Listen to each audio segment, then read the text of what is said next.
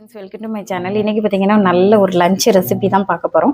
So afternoon பார்த்தீங்கன்னா நான் எப்போவுமே இந்த குருவிகள்லாம் ரசித்து பார்க்கவே இந்த இடத்துல அப்படியே மைனா குஞ்சு அப்புறம் பார்த்திங்கன்னா குருவிகள்லாம் அப்படியே சவுண்டெல்லாம் கேட்குது பார்த்திங்களா. அப்படியே இருந்த சமயத்தில் நம்மளோட வாஷிங் எல்லாம் முடிச்சுட்டு நல்ல மீன் வாங்கினதை கழுகி நம்ம வந்து பொரிக்கிறதுக்கும் குழம்பு வைக்க போகிறோம். ஸோ இதை தான் பார்க்க போகிறோம். நல்ல ஃப்ரெஷ் ஆயில் கிடச்சிது. அதை தான் இப்போ கழுகி என்ன பண்ண போகிறேன்னா குழம்பு வைக்க போகிறோம். மீனை கழுகி போட்டோடனே எல்லாம் வந்து அழகாக உட்காந்து சாப்பிட்ருக்காங்க. இதுக்கு ஜனத்தொகை அதிகம். குட்டி போட்டு நிறைய இருக்குது. இது தாய் கிளவி, இதோட குட்டிகள்லாம் ஓடுது வருங்க. எல்லாம் கொஞ்சம் நிறைய இருக்குது. இப்போ பார்த்திங்கன்னா ரைஸ் நல்லா வெந்தாச்சு. நம்ம மீன் கழுவுறதுக்கு முன்னாடியே நான் வந்து ரைஸை போட்டேன். அதனால் இது வடிக்கிற டைமு. ஸோ வடிச்சிட்டு நம்ம அதுக்குள்ளே மீன் வந்து பொரிக்கிறதுக்கு மசாலாலாம் பரட்ட போகிறேன். இதுதான் நம்மளோட சீக்ரெட் மசாலா பார்த்துக்கோங்க. நான் இது என்னதுன்னா கருவேப்பிலை, அதுக்கப்புறம் இஞ்சி பூண்டு, பெப்பரு, பெருஞ்சீரகம், அப்புறம் சில்லி பவுடர், மஞ்சள் பொடி, காஷ்மீர் மிளகு பொடி இதெல்லாம் சேர்த்து இப்படி நல்லா மசாலா பிரட்டி வச்சுக்கோங்க. அதுக்கப்புறம் நம்ம வந்து ஒரு 5 மினிட் எப்படியே ஊற வச்சிட்டோம்னா நல்ல சுவையாக இருக்கும், நல்லா டேஸ்ட்டாக இருக்கும். இதை மாதிரி செஞ்சு பாருங்கள். இதுதான் இதோட மசாலா, நல்லா வாசனையாக மணமாக இருக்கும் பார்த்துக்கோங்க. ஸோ இது 5 நிமிஷத்துக்கு நான் வெயிட் பண்ணி வைக்கிறேன். இப்போ இந்த டைமில் நம்ம எல்லாம் பிசைஞ்சு இப்படி வச்சுருக்கோம்ல, லெமனை வந்து இந்த மாதிரி சாறு இப்படி புளிஞ்சோன்னா ரொம்ப டேஸ்ட்டாக இருக்கும். போதும், இப்படி புளிஞ்சு விட்டால் போதும். இனி வந்து இது ஒரு 15 நிமிஷம், ஒரு 20 நிமிஷம் கூட ஊறினாலும் ஓகே தான். நம்ம குழம்பு வைக்கக்குள்ளே இது ஊறட்டு. இப்போ பார்த்திங்கன்னா நம்ம ஸ்டார்ட் பண்ணிட்டோம். மீனை பொரிக்கைக்கு வச்சாச்சு. இது பார்த்திங்கன்னா குழம்பு, அதாவது நான் சொன்னேன்ல மீன் மிளகு கூட்டியதுன்னு சொல்லுவாங்க, அதாவது அவிச்சதுன்னு சொல்லுவோம் எங்கள் ஊரில்.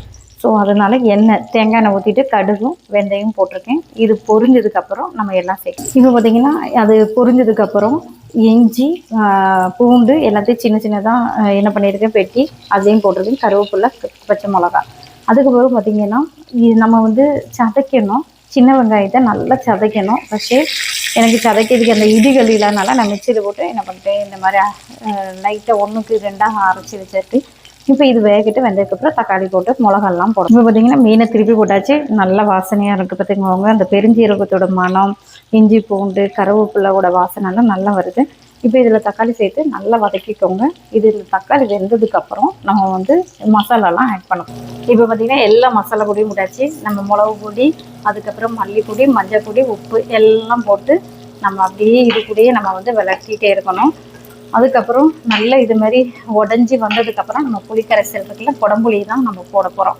இப்போ பார்த்திங்கன்னா தண்ணி வந்து சுடு தண்ணி ஊற்றிட்டு 2 குடம்புளி ரொம்ப போட வேண்டாம், 2 குடம்புளி மட்டும் தான் போட்டிருக்கேன். போதும். இதெல்லாம் புளிப்பு கிட்ட நிறைய ஆயிடும், அதுக்கு தான். இனி இது கொதிக்கிட்டு அதுக்கப்புறம் மீனை போடலாம். இப்போ அடுத்த செட்டு எடுத்தாச்சு. இந்த மாதிரி மாறி மாறி எடுங்க. இப்போ பார்த்திங்கன்னா நல்லா தலைச்சி வரும்போது கருவேப்பிலை மேலே தூவிட்டு இதுவும் பார்த்திங்கன்னா ஆல்மோஸ்ட் எல்லா வேலையும் முடிச்சாச்சு. நம்ம இப்போ மீன் துண்டுகளை இப்படி ஒன்றா போட்டால் போதும். மீன் போட்டதுக்கப்புறம் என்ன பண்ணணும்னா வெந்துருச்சான்னு பார்க்குறதுக்கு நம்மளோட கரண்டியோ எதுவுமே போடாதீங்க. இந்த மாதிரி ஈஸியாக செஞ்சு பாருங்கள். பேச்சுலர்ஸுக்கெலாம் ரொம்ப இஷ்டப்படும். எங்கள் அம்மாவுக்கு இஷ்டப்பட்ட ஒரு ரெசிபி தான் இது. ஏன்னா மிளகு போட்டதுன்னா அம்மாவுக்கு ரொம்ப பிடிக்கும். இது இந்த மாதிரி சாப்பிட்டு பாருங்கள். இதில் தேங்காய் எதுவும் சேர்க்காமல் இப்படி செஞ்சு பார்க்கணும், சூப்பர் டேஸ்ட்டாக இருக்கும். மிளகு எல்லாம் பிடிச்சி அப்படியே நிற்கும். இது பார்த்திங்கன்னா இப்படி தான் நம்ம என்ன பண்ணோம்னா இந்த மாதிரி ஆட்டணுமே தவிர போட்டு குடையக்கூடாது. இது நல்லா கொதித்து வரட்டு. நல்லா அழகான ஒரு மீன் கறி. இது பார்த்திங்களா நல்லா அழகான என்ன பண்ண மீன் ஃப்ரையும் ரெடி ஆகிட்டு ஒரு முட்டை பொரிச்சதும் வச்சு சாப்பிட்டிங்கன்னா சூப்பர் அடிப்பொலி டேஸ்ட்டு. இப்போ பார்த்திங்கன்னா தெரியும், நல்ல எண்ணெய் பிரிஞ்சு அப்படியே நிற்கிது பார்த்திங்களா. இந்த தருணத்தில் தான் லாஸ்ட்டாக ஏற்கனவே நான் நிறைய கொத்தமல்லி, அது பேர் என்ன, கருவேப்பிலை போட்டிருக்கேன் வாசனைக்காக. இன்னும் நீங்கள் போடணுன்னாலும் போட்டுக்கலாம். பார்த்திங்கன்னா எல்லாம் வெந்தாச்சு. இப்படி தான் ஆட்டணுமே தவிர உடச்சி விடக்கூடாது. சரி, இதேமாதிரி லஞ்ச் ரெசிபியில் வேறு ரெசிபியோடு உங்களை வந்து சந்திக்க வரேன். இனி பார்த்திங்கன்னா இதெல்லாம் நான் பண்ண வேலை தான். ரைஸ் வைக்கிறேன், குழம்பு வைக்கிறேன்னு சொல்லிட்டு எல்லாம் பண்ணிவிட்டு இனி க்ளீன் பண்ணணும். ஸோ இது வந்து எனக்கு டைம் எடுத்தது பார்த்திங்கன்னா 1 hour தான். 1.25 எல்லாம் முடிச்சிட்டேன் கழுவி எடுத்துகிட்டு. ஏன் சொல்கிறேன் அப்படின்னா இது வந்து எலக்ட்ரிக்கல், அதனால எனக்கு இவ்வளோ லைட் ஆகிட்டு. இதே நீங்கள் கேஸில் நம்ம ரெடி பண்ணோம் அப்படின்னா வித்தின் ஒரு 1/2 hour நம்ம ரைஸும் வச்சு இது மிளகு ஊட்டியதும் வறுக்கிறது எல்லாம் செட் ஆயிரும். 45 மினிட்ல முடிக்கலாம் லஞ்ச் பாக்ஸ் ரெசிபி. இதேமாரி வேறு வீடியோஸோடு உங்களை வந்து பார்க்குறேன். Bye bye, take care.